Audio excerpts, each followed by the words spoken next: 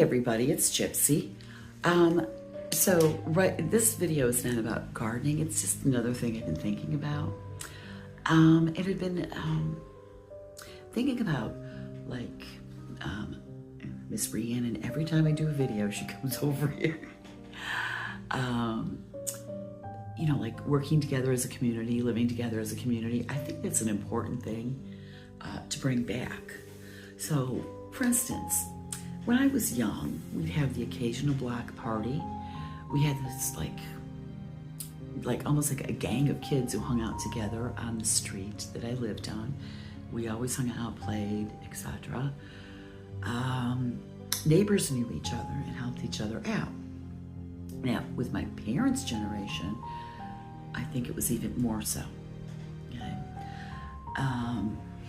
This girl. But then I noticed, like when my kids came along, that was like a thing of the past. You didn't even see kids playing outside, let alone neighbors knowing each other. Now, I have this feeling it is returning, and I am basing that on where I live now. Where I live now, we do have a very, for this era and time, I'd say we have a very good community with just like the few houses around here. I do live in a rural, semi-rural area. So, it's not like we're all mushed together. But our neighbors, the next house over and one down from there, both young families. It's wonderful to watch them. They get together, they do things, especially in the summer. It's a lot of fun. We have a lovely young family across the road. I mean, it's great.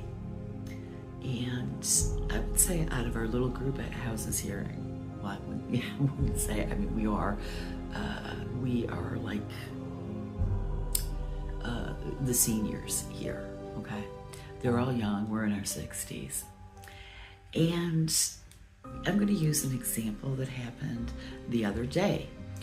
The young family across the road, they have, which pretty much everybody here does, has like a small tractor, not those huge tractors. You use it for cutting your grass and moving things from one end of the yard or another, because when you have more than an acre, you kind of need that kind of stuff. And well, some people have plows that they put on the front of theirs in the winter.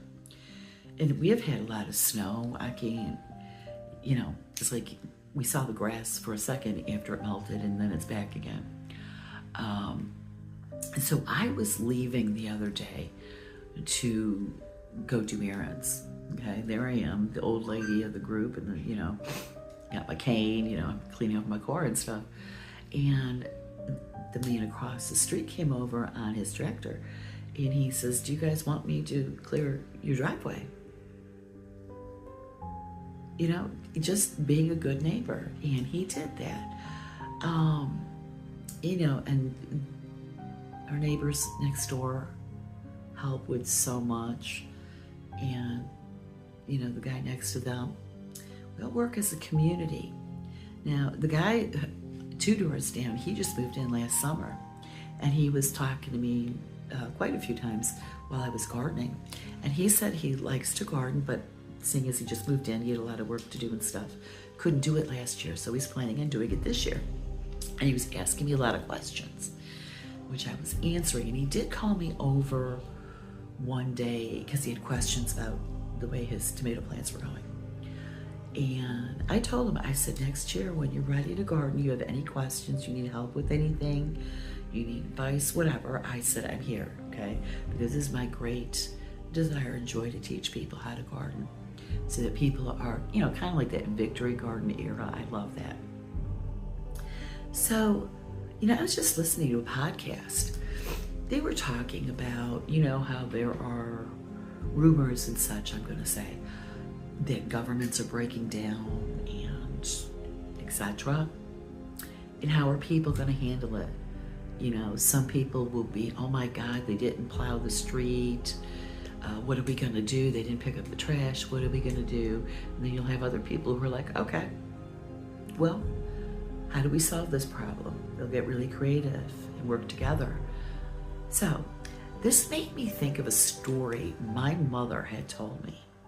Okay, now we all hear about the winters of 76, 77, and 70s, especially 77, 78.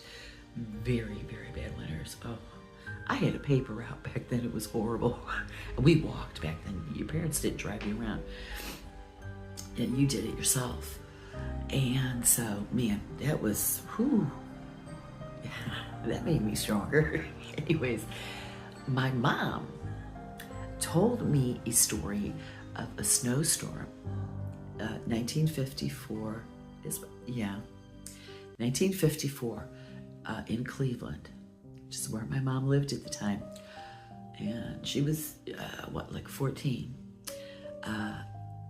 Really bad snowstorm.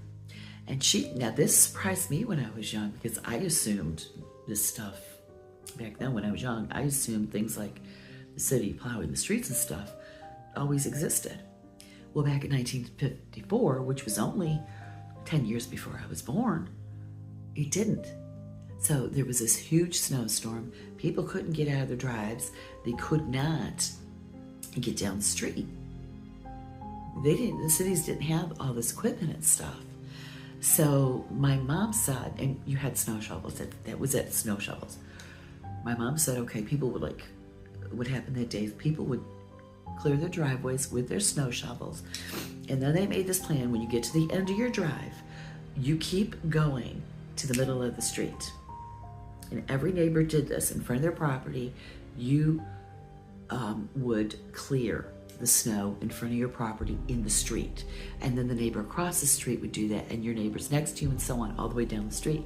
And this is the way they cleared the streets of snow.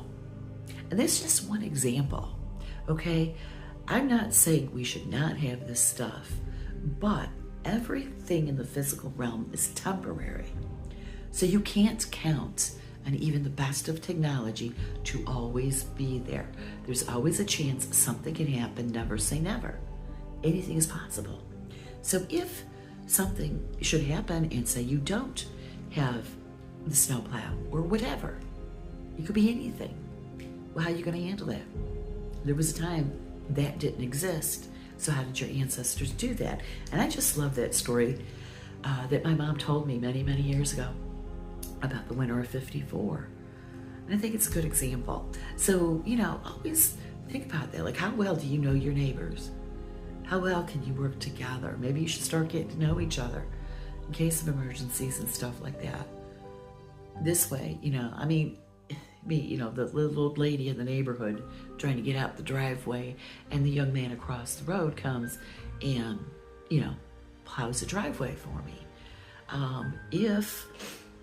All right, I live on a state route, okay? So this would be the state government. If the state government, for some reason, could not or would not plow the road, well, then what do? We got to think of stuff like that in every aspect of life.